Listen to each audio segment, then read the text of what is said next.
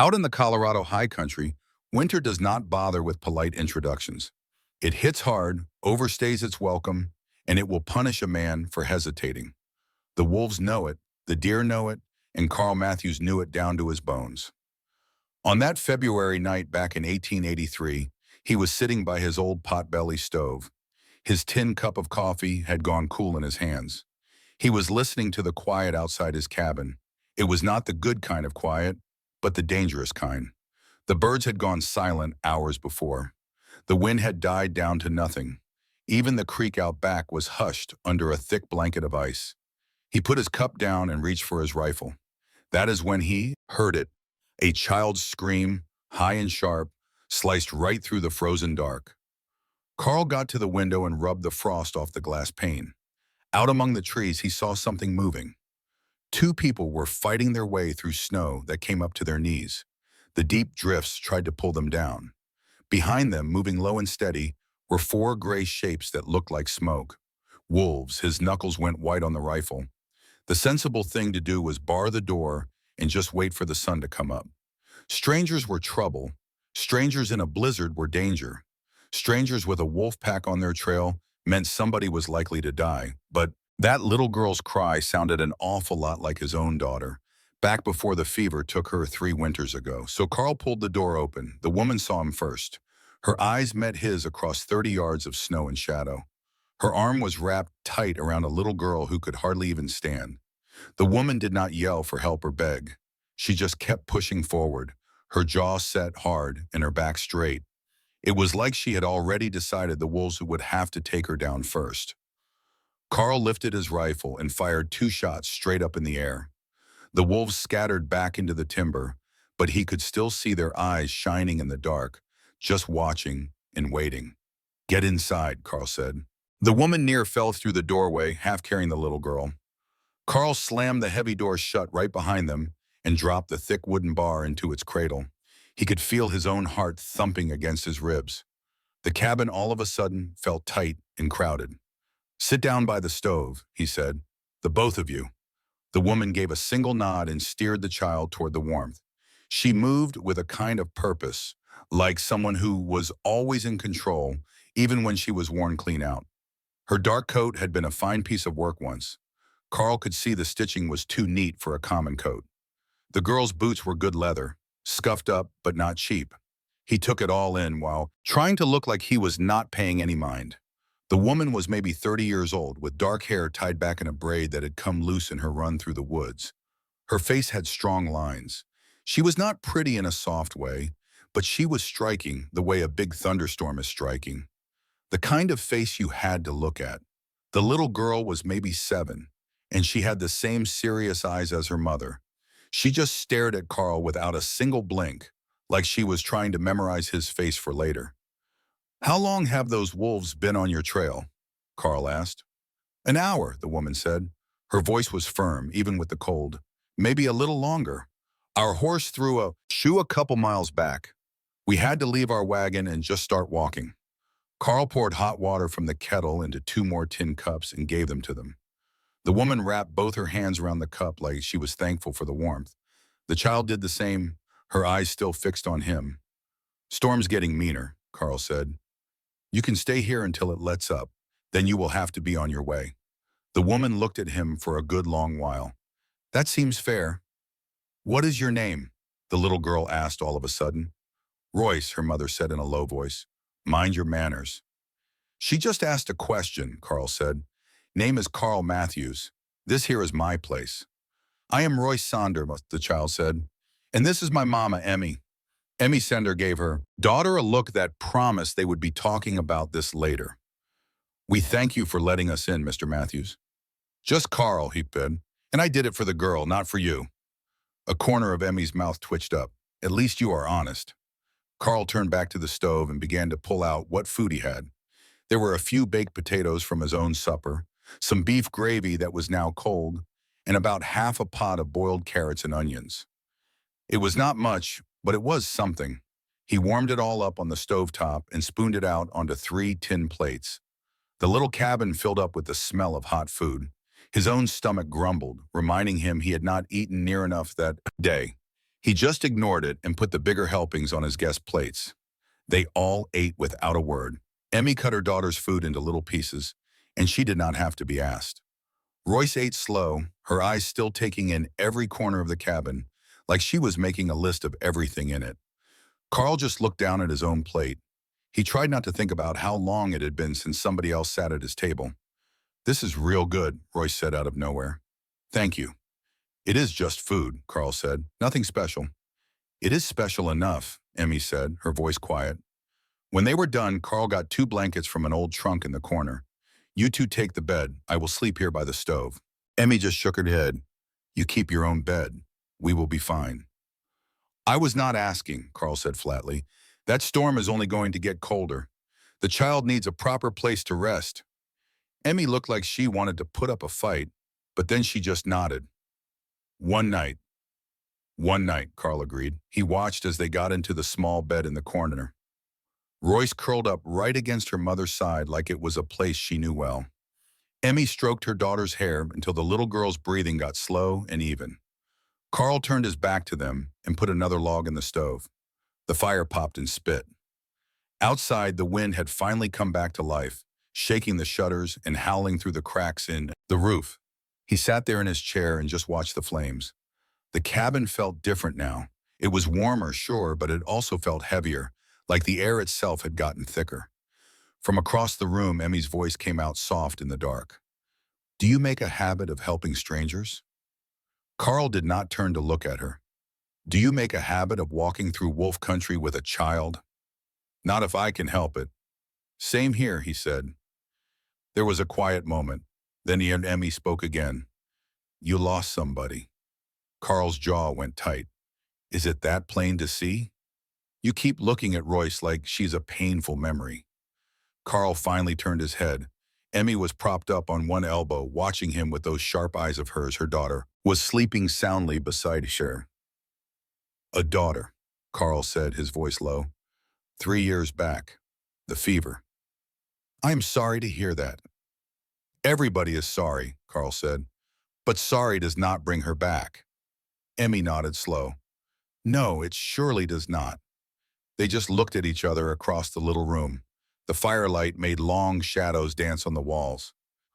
Outside, the storm was showing its teeth. Carl was the first to look away. "You ought to get some sleep. Morning comes too early out here." Emmy laid back down and pulled the blanket up tighter around her and Royce. "Good night, Carl." He did not say anything back, but he stayed awake long after her breathing was slow and deep, watching the door and listening for wolves that did not return. Morning came in gray and mean. Carl woke up to find 3 inches of new snow piled against the door. The drifts outside were high enough to cover the bottom of the windows. The storm had not passed. If anything, it had dug its heels in. He stood up and stretched, feeling every single one of his 38 years in his back and shoulders. Across the room, Emmy was already up. She was braiding her hair with quick, steady hands. Royce was still asleep. "The roads are gone," Carl said. "It will be days before anyone can get through." Emmy finished her braid and tied it. "Then I suppose we are staying a few more days." "Suppose so." She stood up and walked over to the stove. "Where do you keep the coffee?" Carl just pointed up at the shelf. Emmy found the tin and started making a pot without another word. She moved like she knew exactly what she was doing, measuring the coffee grounds by sight and getting the heat just right. Carl found himself watching her hands. They were strong hands, capable hands. They were not the soft hands of a woman who was used to being served. "You have done that before," he said. "I have done most things before," Emmy said. She cut her eyes over at him. "Does that surprise you?" "A little bit," he admitted. "Your coat," Carl said. "Your girl's boots. You are not poor, folks." Emmy poured the coffee into 2 cups and handed one to him. "Being poor is a funny thing, Mr. Matthews. 3 days ago, I had money. 2 days ago, I had a good horse. Yesterday, I had plenty of supplies. This morning, all I have is a cup of coffee in a stranger's cabin. Now you tell me, which one of those makes me poor?" Carl took a sip of his coffee and did not say a word. Royce woke up slow, yawning and rubbing her eyes. She looked around the cabin for a moment, getting her bearings. When her eyes landed on Carl, she gave him a little nod. Good morning, she said, all serious. Morning, Carl said back. Emmy cooked breakfast. She fried up potatoes with onions and the last of Carl's beef. The smell filled the cabin and made Carl's stomach twist with a hunger he had forgotten about. They ate together at the little table, three people squeezed into a space that was only meant for one. After they ate, Emmy stood up and started to gather the plates. What do you think you are doing, Beau? Carl asked. I am cleaning up. You are a guest here. I am eating your food and sleeping in your bed, Emmy said, her voice calm. The very least I can do is wash your dishes. Carl looked like he wanted to argue, but she had already turned away from him and was pumping water into the wash basin. He watched her for a second, then he grabbed his heavy coat. I need to go check on the animals, he said. Outside, the cold was like a punch to the face. His breath turned to frost in the air. He pushed his way through the deep snow to the lean-to where he kept his mule and his three chickens. The animals were all right, just huddled up close to stay warm. He gave them some of his dwindling grain and broke the ice on their water trough. When he came back inside, the cabin was different. The dishes were all washed and stacked neat. The floor had been swept clean. Emmy had even gone and organized the supplies on a shelf, putting everything in tidy rows. Carl just stood there in the doorway, staring. You straightened up my shelf, he said. It was a mess, Emmy replied. She did not sound the least bit sorry. It was my kind of organized. It was chaos wearing a poor disguise of organization.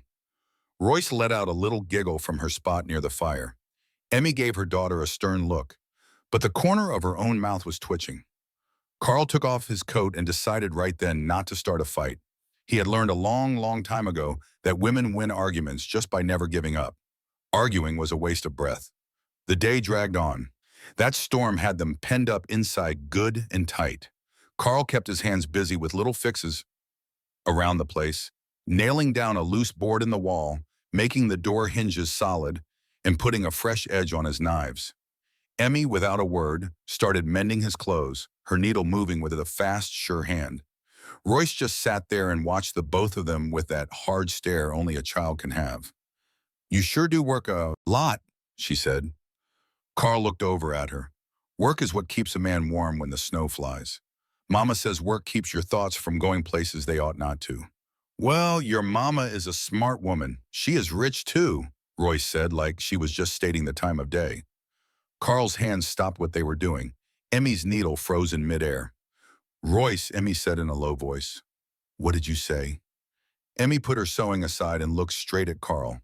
Yes, I am. All of a sudden, the little cabin felt like it was shrinking. Carl set his knife down on the table. How rich are we talking? Rich enough that folks in Denver know my name, Emmy told him. Rich enough that I had to get away for a spell. Emmy's jaw got tight. Because having money does not keep you safe from everything. Sometimes it just paints a target on your back, Carl. Understood without needing any more details. He had seen this kind of thing before. Women with money running from sour marriages, dangerous fellas, or family fights that got out of hand. Money could not buy you peace of mind. Sometimes it bought you the exact opposite. You running from somebody? He asked her. Yes, he will come looking for me. Sooner or later, Emmy said, but he will not come in the winter. Not through a storm like this one. Carl gave a slow nod. He figured he ought to be worried, but instead he felt something different.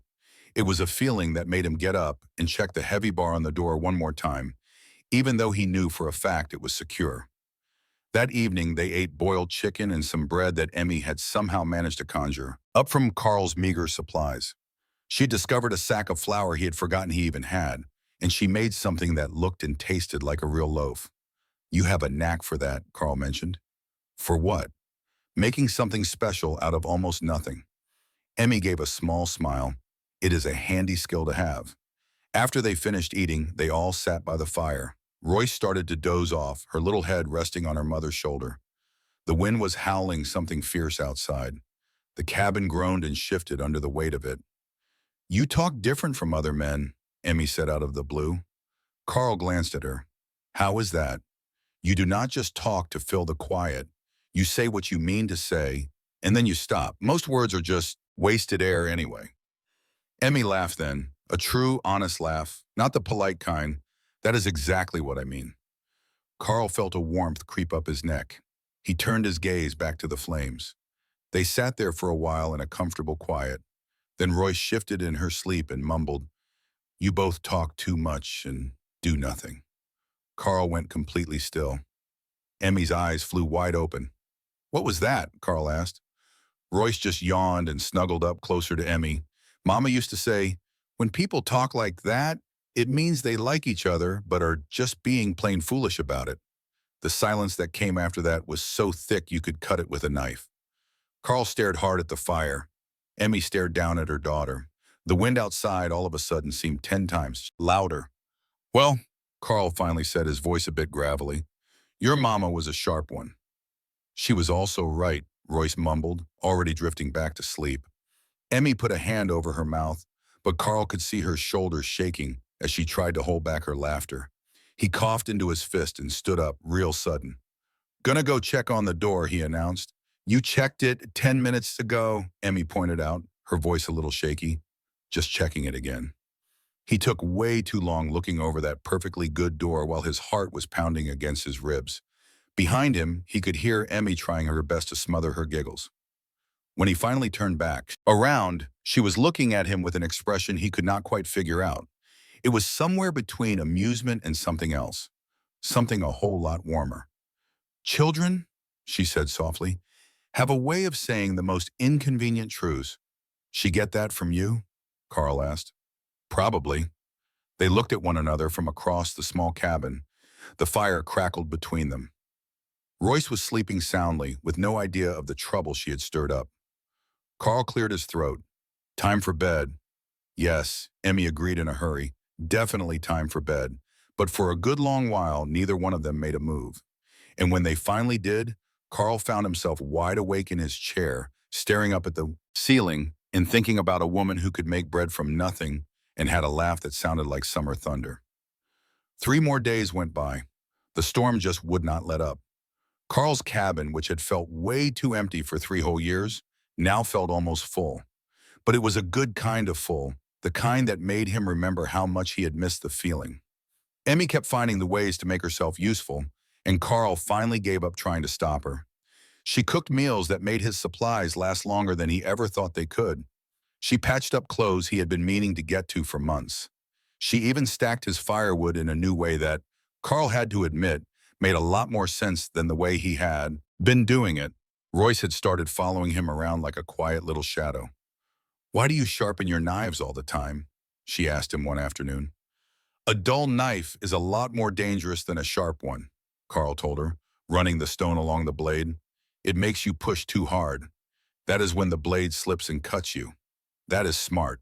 That is survival." Royce watched him work for another minute. "Are you going to marry my mama?"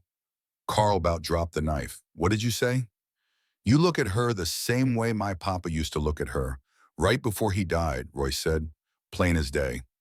"Mama says Papa was a good man, but he died saving somebody else. Are you a good man?"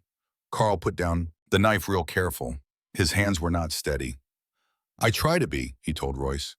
Then she just wandered off to look at his collection of traps, leaving Carl staring after her, completely speechless.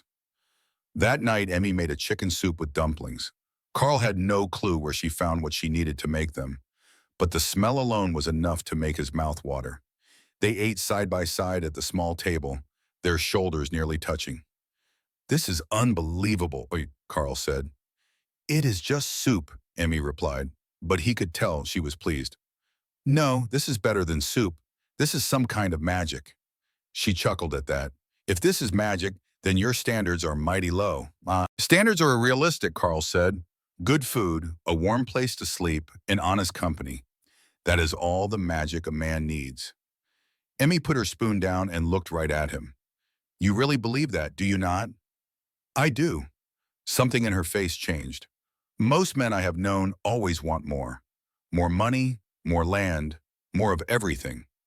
Most men are fools, and you are not." Carl held her gaze. "I am just a different kind of fool." Emmy smiled, and Carl felt something warm and pleasant spread through his chest. Royce watched them both with the patient look of a person much older than her 7 years. After supper, They sat by the fire again.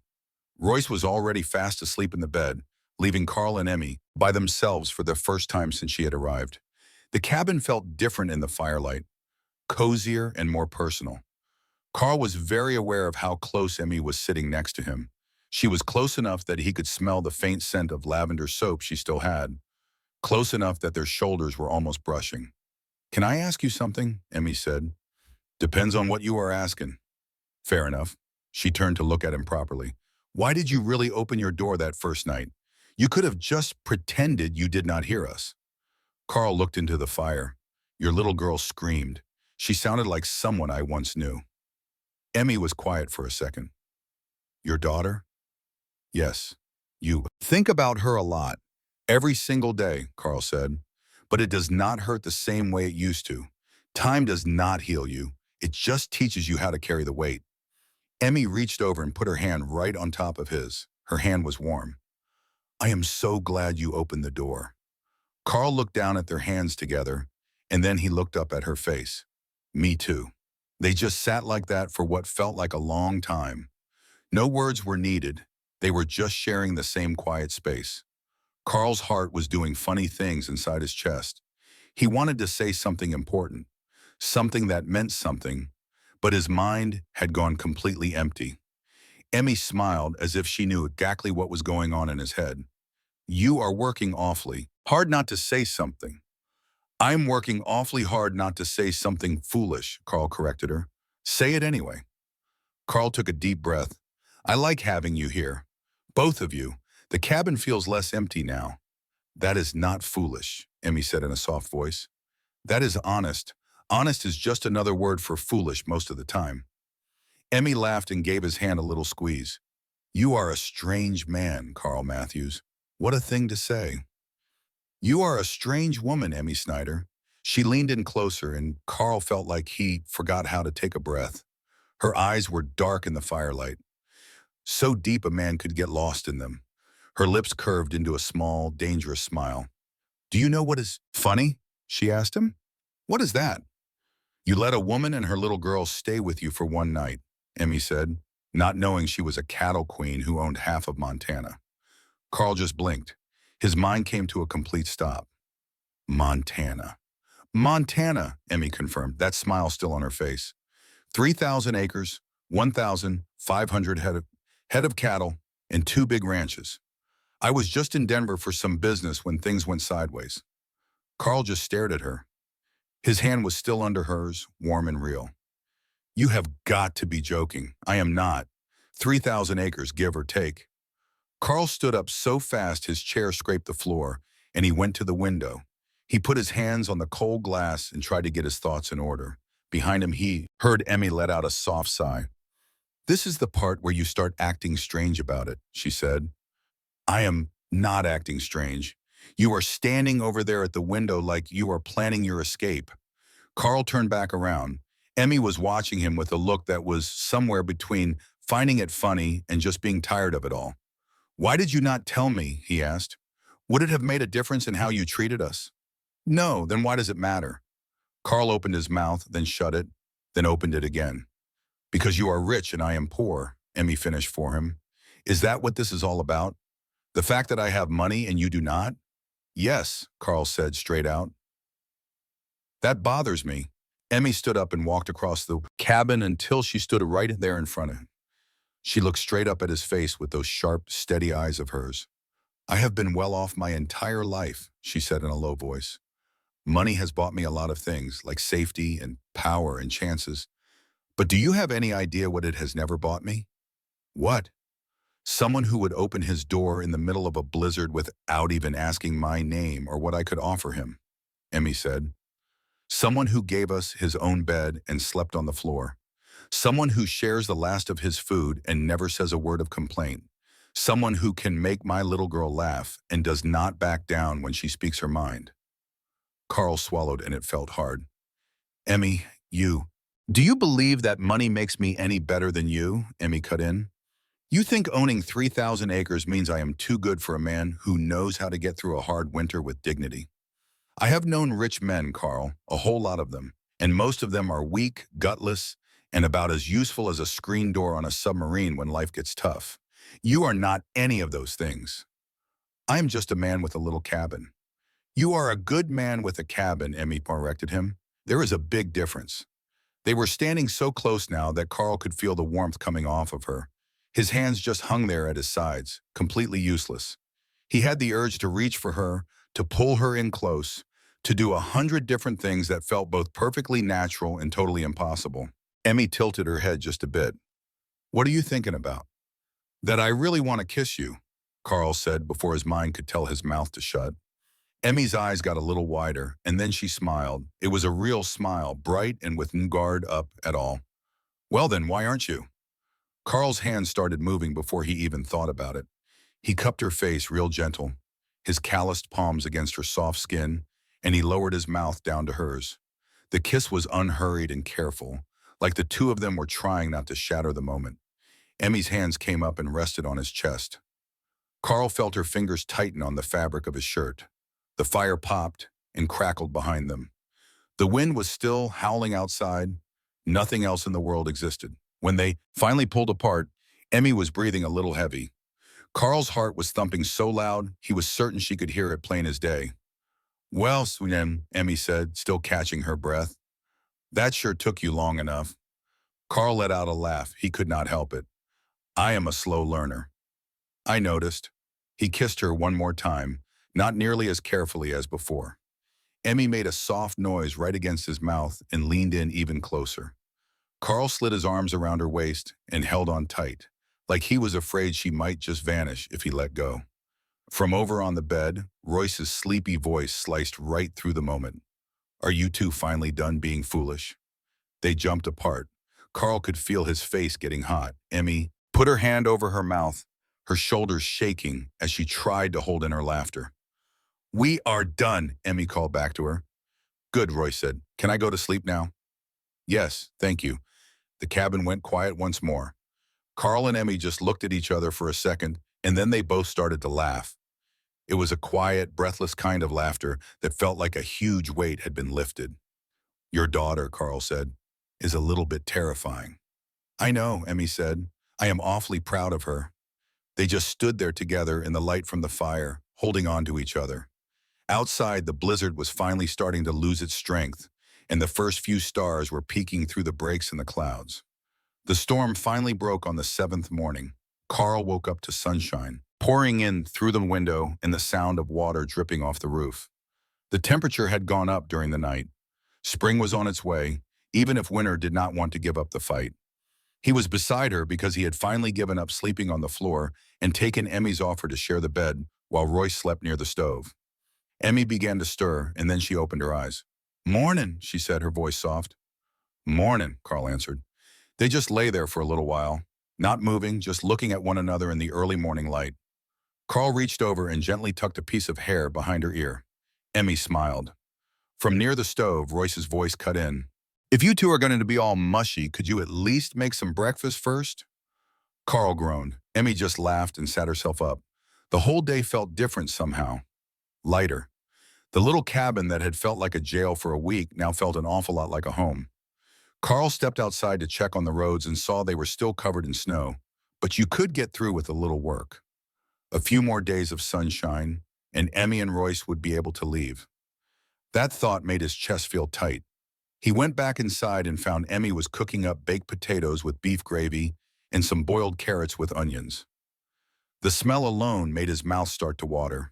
They ate side by side, their shoulders touching and their knees bumping underneath the table. Roads are clearing up, Carl said. Another couple of days and you can head back to civilization. Emmy put her fork down. And what if I do not want to? Carl looked right at her. Do not want to what? Go back to civilization. His heart did a little flip-flop. You have responsibilities. Your land, your cattle, your business. I have managers, Emmy said, her voice calm. Good ones too, men I can trust to take care of things while I am away. How long can you be away? As long as I want to be. Carl just stared down at his plate. His mind was going a mile a minute. Emmy, you cannot just give up your whole life for this, for me. I am not giving up a single thing, Bun, Emmy said. I am choosing something different. You barely know who I am. I know enough. She reached her hand across the table and took his. I know that you are honest. I know that you are kind. I know you make my daughter laugh. And I know that you make me feel safe. And I know I want to stay right here and see what happens between us.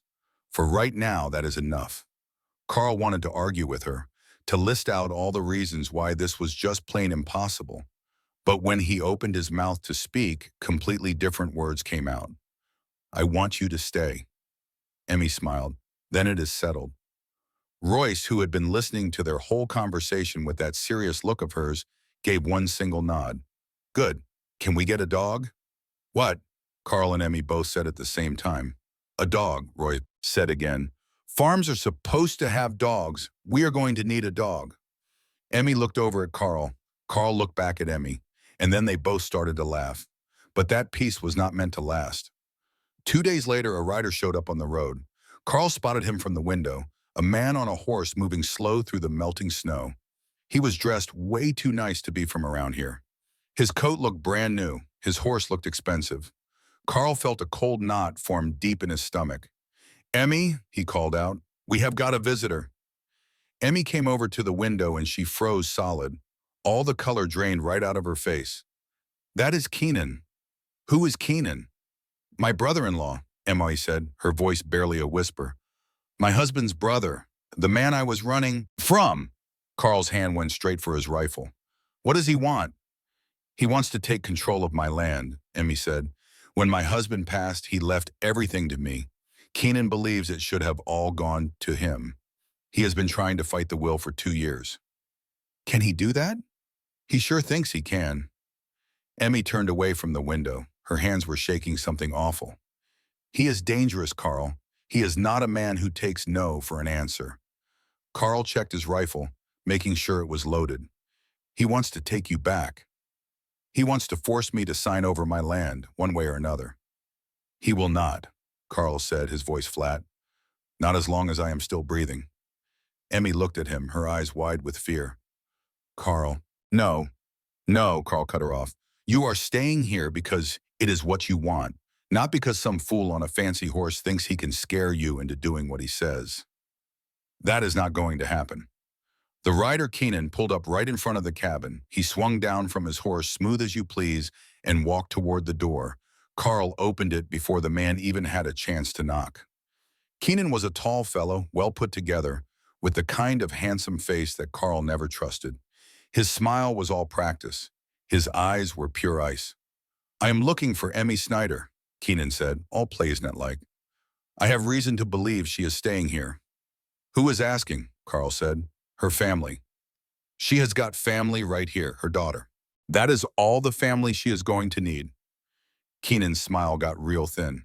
I am her brother-in-law. I have been out searching for her for weeks now. I need to have a word with her. She does not want to have a word with you. Maybe I ought to hear that from her directly. Carl stepped clear outside and pulled the door shut behind him. He planted himself right between Keenan and the cabin. You just heard it from me. That will have to be enough. Keenan's friendly act disappeared completely. Who in the hell do you think you are? The man who is telling you to leave. Emmy owns 3,000 acres up in Montana, Keenan said, his voice cold as ice. She has got responsibilities. She cannot just run off into the mountains with some backwoods farmer. She can do whatever she pleases, Carl said, and I am not a farmer. Then what are you? The man holding the rifle. Keenan's eyes flicked down to the gun in Carl's hands, and his jaw got tight. You are making a big mistake. It is the first one I have made all day, probably will not be the last. For a second there, Carl reckoned Keenan might try something stupid. The man's hand shifted toward the inside of his coat. Carl lifted the rifle just a bit. I would not do that if I were you, Carl said quietly. Keenan froze right where he stood. The two of them stood there in the snow on opposite sides of a line nobody could see, while the sun kept climbing up in the sky. Finally, Keenan took a step back. This is not over. Yes, it is, Carl said. Go on home. Keenan got back on his horse and looked down at Carl with nothing but pure hate in his eyes. She will come back sooner or later, and when she does, I will be there waiting. She is not coming back, Carl said. She is already home. Keenan kicked his horse and rode off, disappearing down the mountain road. Carl stood and watched until the man was completely out of sight. Then he lowered his rifle and headed back inside. Emmy was standing right in the middle of the room, her face white as a sheet. Roy stood right next to her, holding on to her mother's hand. He is gone, Carl said. Emmy gave a slow nod. Then she crossed the room in 3 quick strides and threw her arms around Carl's waist. She pressed her face hard against his chest.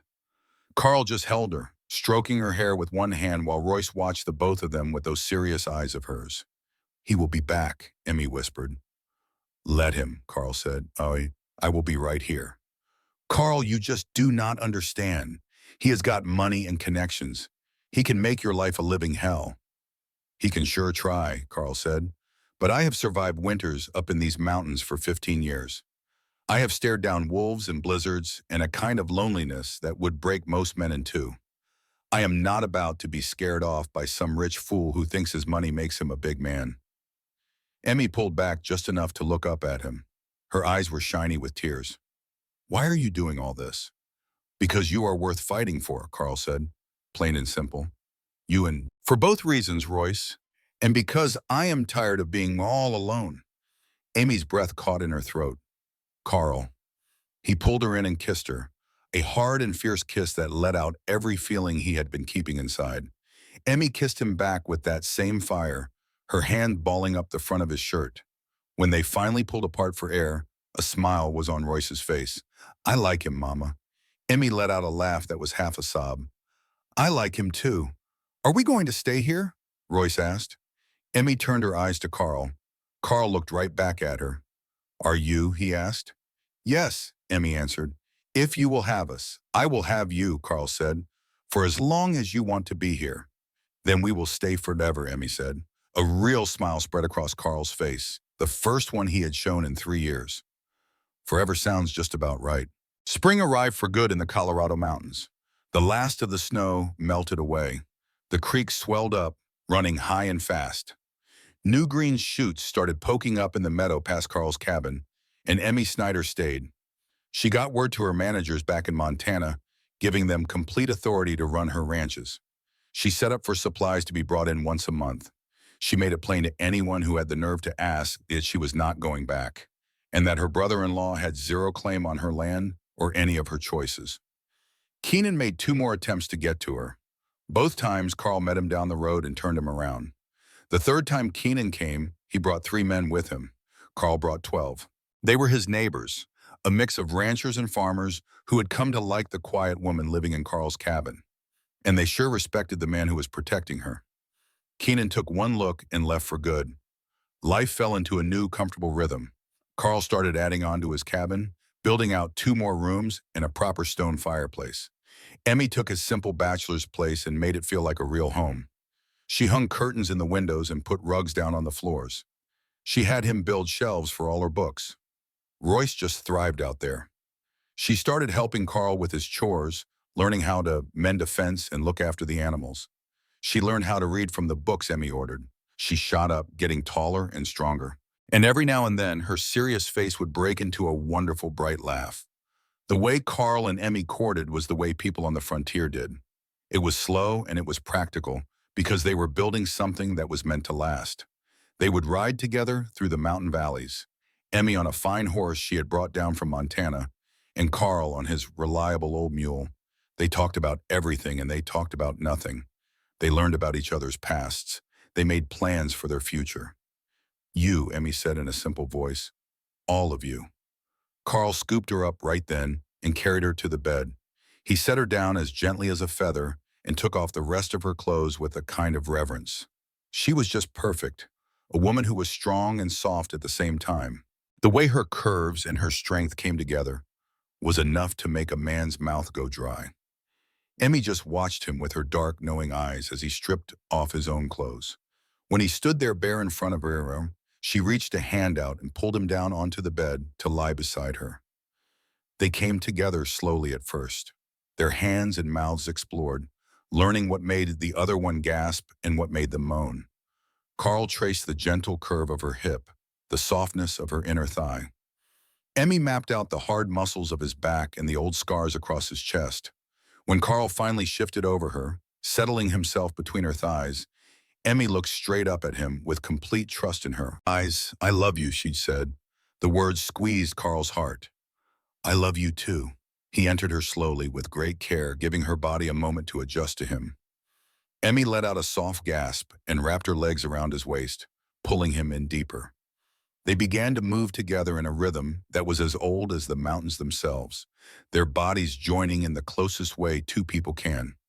Carl propped himself up on his forearms, looking down at Emmy's face while they moved.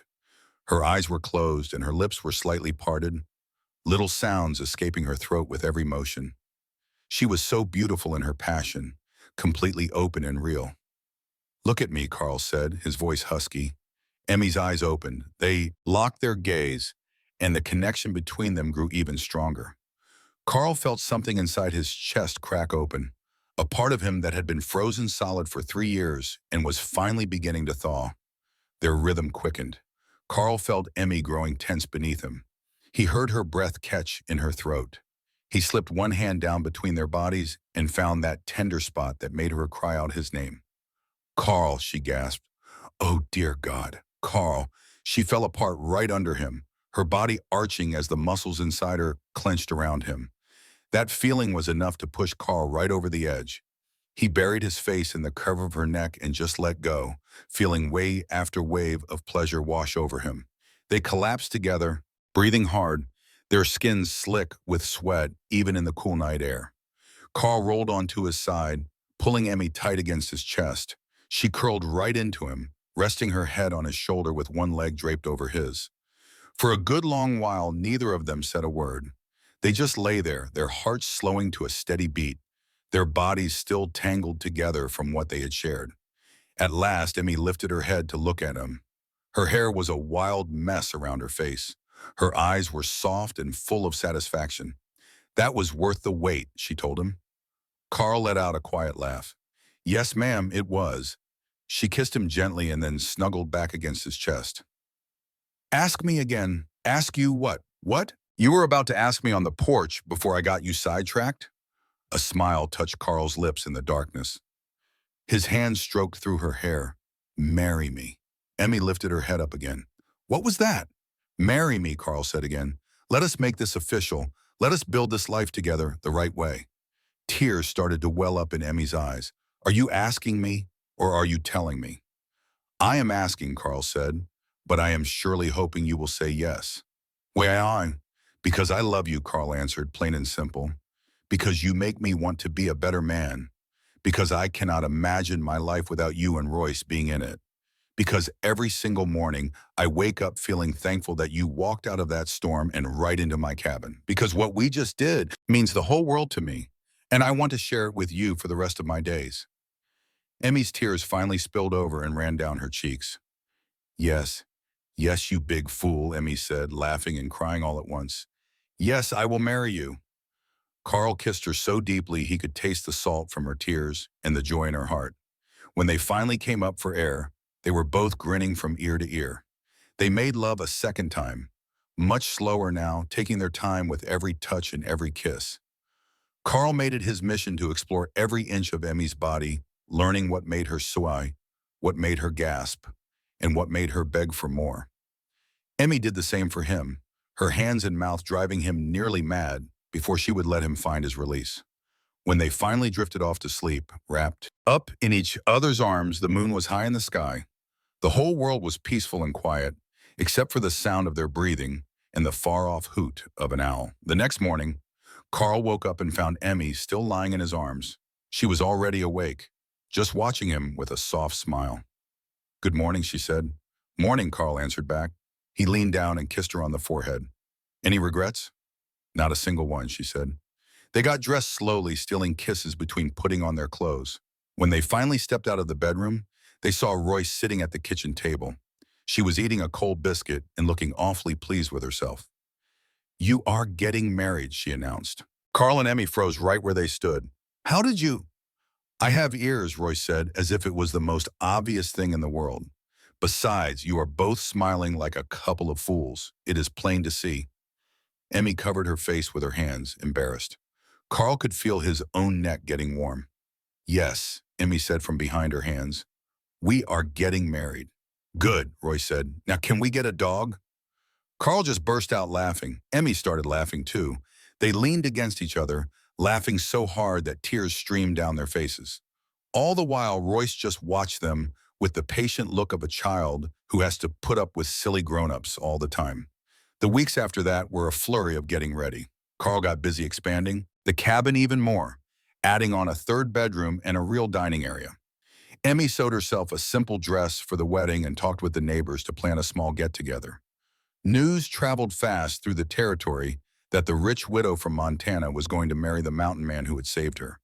People were curious, and a few were doubtful, but most folks were happy for them. One evening, Carl was out working on the frame for the new room, and Emmy came out to watch him. She leaned in the doorway with her arms crossed, just studying him with that direct look of hers that still made his heart jump. What? Carl asked. Just admiring the scenery, Emmy said. Carl could feel his face get hot. I am all sweaty and covered in sawdust. I know, Emmy said, her smile getting even wider. It is a very good look for you. Carl put his hammer down and walked right over to her. He backed her up against the doorframe and gave her a long, thorough kiss, not caring one bit that he was sweaty and covered in wood shavings. Emmy kissed him back with real hunger, her hands slipping right under his shirt to touch his warm skin. Royce is inside, Carl mumbled against her lips. Reading, Emmy said, she will not even notice if we slip away for just a few minutes. A few minutes? Emmy pulled back a little and gave him a challenging look. Are you telling me you need more time than that? Carl let out a low growl and just lifted her up. Emmy laughed and wrapped her legs around his waist as he carried her toward the barn. They made love right there against the wall, fast and urgent, pressing their mouths to each other's skin to keep quiet. Afterward, as they were fixing their clothes and trying to look decent again, Emmy grinned at him. We are going to have to be a lot more careful once we are married, she said. Why is that? Because I plan on doing this a lot, and Royce is bound to notice. Carl laughed and pulled her in for a hug. I look forward to that challenge. They got married in August, down at the little church in the nearest town. The service was a simple one. There were no fancy decorations and no fancy dress. It was just Carl in his best clean shirt, Emmy in the blue dress she had made with her own hands, and Royce standing right there between them as their witness. The preacher announced them as man and wife. Carl kissed Emmy, and all their neighbors clapped and cheered. Royce hugged both of them tight. After it was done, they all rode back to the cabin together. The three of them were on horseback, laughing under the bright summer sun. We are a family now, Royce declared. We were always a family, Emmy told her softly. This just makes it official. Carl reached out and took Emmy's hand in his. She squeezed it back, a wide smile on her face. Their cabin came into view up ahead. It was their home, standing solid and strong against a mountain backdrop. Smoke curled up from the chimney. The garden Emmy planted was full of blooms. The fence Carl mended was standing straight and proud. It was home. That first year of their marriage was a whirlwind of hard work and quiet happiness. Carl and Emmy worked to expand their homestead, putting up a real barn and making the garden bigger. Emmy's Montana holdings kept bringing in money, thanks to her dependable foreman. She put some of that profit into Carl's operation, buying him more cattle and better equipment. Carl was hesitant at first. He said, I do not need a handout. It is not a handout, Emmy told him patiently. It is an investment. We are partners in this. What belongs to me also belongs to you. I have not earned it, he said. You earned it the very second you opened that door for me, Emmy replied. Now stop being so stubborn and let me help you build this future for us. Carl grumbled a little, but he finally agreed. The cattle did well. The homestead thrived. Word started to get around the territory about them. Folks talked about the rich woman from Montana and the mountain man she married, working right alongside each other like true equals. In the spring of their second year on the homestead, Emmy told Carl that she was expecting. Carl dropped into his chair hard, his face going pale. Are you certain? In October, Emmy told him. She watched his face for a reaction. "What are you thinking?" Carl opened his mouth, but then he shut it. He got up and walked over to the window. His hands were shaking something fierce. He was terrified. Emmy came up right behind him and put her arms around his middle. "What if something happens?" "Then we will face it together," Emmy said in a soft voice, "just like we face everything else."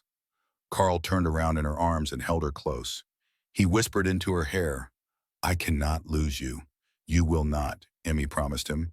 "I am a lot tougher than I look." And she was telling the truth. When their son was born that October, a healthy, crying baby they named Curtis, Emmy handled the whole thing with the same steady calm she brought to everything she did. Carl paced back and forth outside the cabin until the midwife finally called him inside. The first time he held his son, he just stood there and cried. Royce, who was 9 years old by then, stared at her new baby brother with a very serious look. "He is loud. Babies are supposed to be loud," Emmy said, sounding tired. "Can we keep him?" Carl laughed right through his tears. "Yes, we are definitely keeping him." Curtis grew up to be a strong boy who had his mother's sharp eyes and his father's quiet way about him. 2 years after that, they had another son. His name was Jude, and he was smaller but a whole lot louder than his brother, with Emmy's red hair and a temper that went right along with it. The homestead had to grow again to make room for their growing family. Carl built another section onto the cabin, adding more bedrooms and a bigger kitchen. Emmy hired some help. 2 women from town came out every day to help with the children and the chores around the house. The herd of cattle grew to more than 200 head. Carl had to hire ranch hands to help him look after them all. The garden got so big it could feed the whole family through the winter with plenty left over to sell. Their ranch became one of the most successful ones in the whole territory. But all that success never changed them. Carl still got up before the sun to do the morning chores himself. Emmy still cooked their meals and mended their clothes. They worked right next to each other, partners in every way you could imagine. Their neighbors looked up to them. Their children loved them completely. The life they had built, starting from just one winter storm and a door opened in the darkness, was flourishing. One evening they were sitting on the porch watching Curtis and Jude play in the yard while Royce read a book nearby. Emmy leaned her head on Carl's shoulder. "Do you ever think about that first night we met?" she asked him. "Every single day," Carl said. "Do you ever wish you had done things differently?" Carl looked right at her, his wife, the mother of his boys, his partner in everything. "Not for 1 second," he said. Emmy smiled. "Good answer." He kissed the top of her head and watched his sons run around chasing fireflies as the lights started to fade. Royce looked up from her book, and her eyes met his. She gave him a little smile before going back to her reading. Carl put his arm around Emmy and felt something he had not felt in a long, long time. A feeling of complete peace. 20 years went by just like water flowing down a mountain creek. Always moving, always changing the land around it without a big show. Carl's hair started to turn gray. Emmy's face got those fine lines that come from years of laughing in the sun. Their children grew up. Royce, at 27, was managing the Montana ranches with a sharp mind. She had her mother's knack for business and her stepfather's common sense. She was seeing a young rancher from Wyoming, a quiet fella that Carl liked. Curtis, at 18, was working the homestead right beside Carl. He was strong and dependable, with his father's way of saying more with silence than most men could with a whole lot of words. He had his mother's skill for keeping things organized and his father's love for the land. Jude, at 16, was the wild one. He had that red hair and a restless spirit, always wanting to see what was beyond the mountains of Colorado. Carl understood that feeling. Emmy worried about him, but she did her best not to let it show. The homestead was a proper ranch now, with 1,200 acres, 400 head of cattle, and 3 hired hands who worked all year. The little cabin Carl had built with his own 2 hands 30 years ago had become the heart of something much bigger, something that would last. One spring evening, Carl and Emmy were sitting on the porch they had rebuilt and made bigger 3 different times. Their grandkids, Royce's 2 little boys, were playing in the yard while Curtis kept a close watch on them. Jude was in Denver, working for a little while as a scout for a railroad company and sending letters home that were full of excitement and big dreams. "Do you ever miss Montana?" Carl asked her. Emmy thought about it for a moment. "Sometimes I miss the land itself, but not the life I had there." This right here is my home. Even after all that happened, especially after all that, Emmy said. She reached over and took his hand. I chose this. I chose you. It was the best decision I ever made. Carl gave her fingers a gentle squeeze. His hands were rougher now, covered in scars from decades of hard work. But Emmy's hand fit perfectly inside his, just like it always had. I never really thanked you the right way, Carl said. For what? For walking through that blizzard, Carl said quietly. For trusting me, for deciding to stay. Emmy let out a soft laugh. You saved our lives, Carl. We would have frozen solid out there without you. You saved my life too, Carl said, just in a different kind of way. They sat there in a comfortable quiet, watching the sun dip down behind the same mountains that had looked down on them when they first met. The air smelled like pine trees and new tree grass. The creek down behind the house was making its steady, murmuring sound. Curtis brought the grandkids up to the porch to say their goodnights. The boys gave Carl and Emmy big hugs before they ran inside, and their laughter echoed in the house. They will sleep good tonight, Curtis said. They always do after a whole day of playing outside, Emmy said. Just like you and Jude used to. Curtis smiled and went on back inside. Through the windows, Carl could see him lighting the lamps, moving around the house with a calm and steady purpose. He is good with them, Carl said. He learned from the very best, Emmy answered. Carl just grunted, but he felt a little swell of pride anyway. As the stars started to pop out in the dark sky, Emmy said, kind of thoughtful, do you remember what Royce said that first week? About how we were doing a lot of talking but not doing anything? Carl chuckled. How could I ever forget? I thought I was going to die from being so embarrassed. She was right about it, though, Emmy said. We were both being pretty foolish. We were just being cautious. Same thing, Emmy said. She looked at him with those same sharp eyes that had sized him up from across a crowded cabin 20 years ago. I knew I wanted to stay here after the first 3 days, but I figured you needed more time to think on it. I knew after the first day, Carl admitted, but I thought for sure you would leave as soon as you were able. Why would you think that? Because you had money and I did not. Because it just did not seem to make any sense. Because I could not figure out for the life of me why you would pick this kind of life over the one you already had. Emmy just shook her head. The life I had before was comfortable, it was secure, it was safe, but you know what else it was? It was lonely. I was always surrounded by people who wanted something from me. My money, my land, my family name. You were the first person I had met in years who wanted nothing at all, except to make sure my daughter and I were safe. I wanted more than that, Carl said in a quiet voice. Eventually. I know, Emmy said with a smile, and I am mighty glad you did. They were quiet. Again for a while. A coyote yelped off in the distance. An owl hooted from the barn. The night sounds of the ranch wrapped around them like a warm, familiar blanket. No regrets? Emmy asked softly. Carl thought about his answer for a good long while, the way he thought about everything. He thought about all the lonely years before Emmy showed up. He thought about how scared he was to open his door that winter night. He thought about the risk he took loving someone again after all he had lost. He thought about every hard day, every time he had doubted himself, every time he had wondered if he was good enough for a woman like her. Then he thought about their wedding day and the day their boys were born and 20 years of partnership and laughter and work and love. He thought about the family they had built right here and the legacy they would one day leave behind. No regrets, Carl said, and his voice was firm. Not a single one. Emmy leaned her head down on his shoulder. Carl put his arm around her and held her tight. Inside the house, Curtis was putting the grandchildren to bed. His voice drifted out through the open windows as he told them a story about wolves and big snowstorms, and about the winter their grandmother showed up out of the darkness like she was some kind of gift.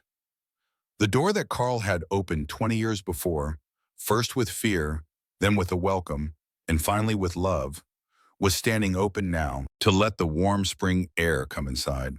And it would stay open, Carl knew, for as long as there was life inside this house.